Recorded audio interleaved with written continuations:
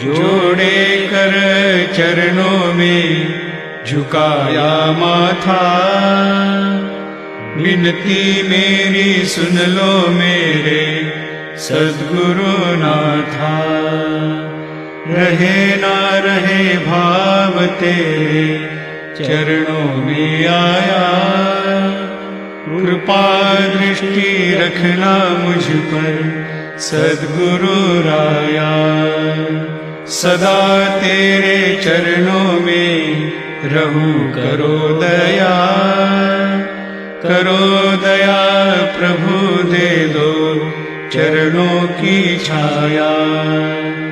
स्वीकार करो सेवा मेरी तू काहे कहता।